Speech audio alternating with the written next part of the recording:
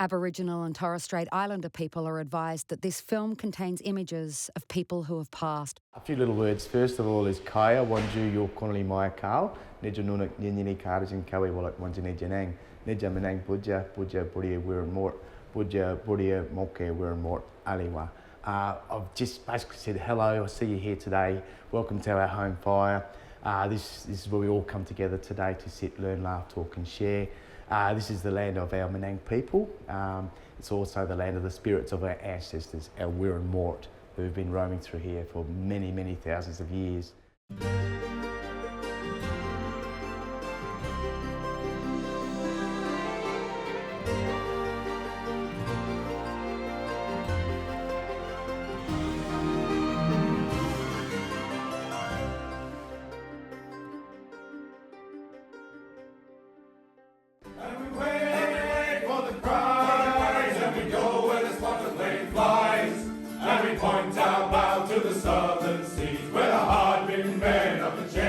What do these modern-day Shantymen have in common with this man, the American space program, a scratch door, and a ship's engineer? In the hunt for the sweet whale oil.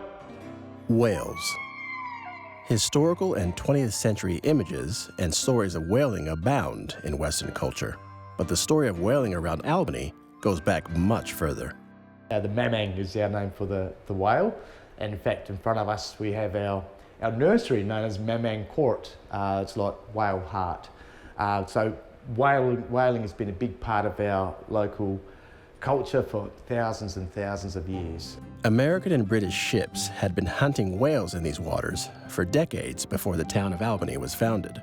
An interesting footnote, the new colony was officially part of distant New South Wales until Sir James Stirling arrived and established the Swan River colony that became today's Perth.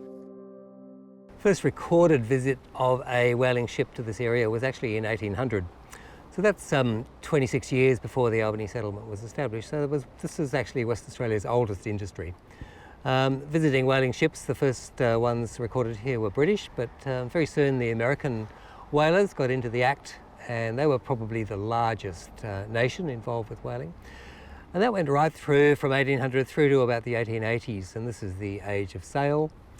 And the whaling voyages were long, arduous, and pretty tough, really. It's really the Moby Dick era. These whalers were quite prepared to hire anyone who could help them find whales faster so that they could quit this dangerous work and go home. In the remote southwest corner of Australia, this would lead to an interesting deal. Well, from the 1700s onwards, the Southern Ocean was the last frontier for whaling. First of all, the sealers came through and pretty much wiped out our native seals, the Australian, New Zealand fur seals. Then it was the whales' turn. Here we did have a famous man known as Menang. He passed away in 1912, but he was, in his era, he was known as a legendary whaler as well. So he joined, worked on the boats with the whalers who go out with the long boats, harpooning the whales, and he had a very, very accurate, very good eyesight. A number of our Menang people were actually employed to work on these boats on twice the wages or rations, mainly as the lookouts. So you can imagine what it would have been like being up in a crow's nest on this rickety wooden sailing boat moving around. But our people could spot whales something like 2.5 times the distance from the normal lookout as well. Their well-paid jobs stand in stark contrast to the violence of the frontier wars across Australia. Menang was in his 70s when he met anthropologist Daisy Bates in 1908. He performed for her a song cycle about his work as a whaler in the 1860s. Gap Buru Gumbara, Gumbara Warren, Gumbara Warren, Jiringa Gumbara Warren, Gumbara Warren as well. So, and that's basically saying, you know, big water, great seas, great north, or going north, great seas as well. So Menang has really embraced the ocean here, and that's reflected in that beautiful little song. Now, for our people especially, we were not an ocean-going people as well, so that was huge for them to go on board this amazing ship. And those ships were like people for us. They were like animals as well when we first saw these ships coming in. and all these men on board riding it like it was a giant animal.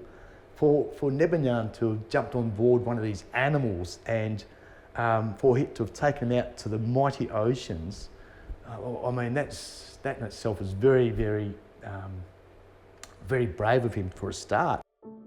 In the Museum of the Great Southern are tools made by Menang Man Larry Blight. An axe like this would have been used by the Menang to cut up beached whale carcasses for meat. And then I got shown about 25 years ago how to actually start making tools and using natural resources. Larry tells us how Menang people would use resin from the grass tree, which crushed into a powder with charcoal would make glue. So we got this beautiful mixture called birija. We'd also put in a bit of kangaroo droppings, which is just very fine grass. That helps it all bind together. So that mixture is called birija. And so we've got our nice wooden handle because it's light, very strong, and very easy to use. We then heat that up and run the resin through it. And over a period of time, we would make a big enough base. It stays nice and soft each time we heat it up for about 30 seconds, and that would give us time to start moulding our axe head or our little teeth from our sharp rocks to make a number of different tools. Over the next 100 years, the technology and methods of whale hunting changed dramatically. It became a mechanized industry, as a former crew member explains, at Albany's historic whaling station. We sail at 4 o'clock. 4 o'clock sail gets you 3 hours to get to the continental shelf. So once we've left the inner harbour, which is here we're sitting at now, once we left this area, turned around the heads, we sail west, and then we'll turn south. That'll take us down to the continental shelf. 3 hour period then is roughly 7 o'clock. We'll space ourselves out, because we have 3 whale chasers, to give sufficient room between whale chasers to spot between each other. And then we'll also rely on our spotting plane, who will also fly out for daybreak. But some things stayed the same. Whaling on the high seas remained dangerous work. Probably the most dramatic thing is when Captain Stubbs lost his leg on the gun deck. He had the forerunner, which is a rope that goes from the winch out with the harpoon, had washed onto the foredeck of the gun deck, and he put his foot inside that loop, not knowing, and fired the cannon, which obviously the tension of the rope sawed his leg off. Which brings us to Captain Stubbs and his pet cockatoo. A household thing, he took it to sea, was occasionally let out onto the bridge, and they had a lanyard that they put onto its foot so that it couldn't fly away.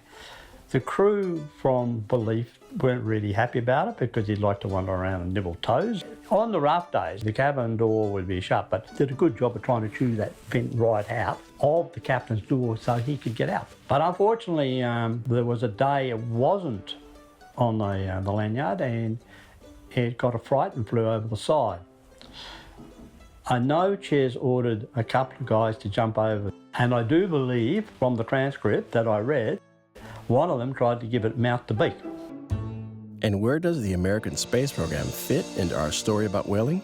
The sperm whale oil is a very unique oil. It's an oil that cannot be boiled or frozen, so it has no properties for expansion or contraction. This meant that the oil was a valuable lubricant and was used by American car makers in automobile transmissions until the use of whale oil was banned in the States in 1972. It has been speculated that because of whale oil's unique properties, NASA used it as a lubricant in its lunar missions. Most authorities dispute this given America's 1972 ban. Australia banned whaling in Australian waters 6 years later, and a worldwide moratorium on commercial whaling followed in 1986. But it is very possible that whale oil was used as a lubricant in the early spy satellites, and that space echoes with the songs of Southern Ocean whales and the men who hunted them. And we wait for the cries, and we go where the spotter plane flies, and we point our bow to the southern seas, where the hard-bitten men of the chains. And we wait for the cries, and we go where the spotter plane flies, and we point our bow to the southern seas, where the hard-bitten men of the chains.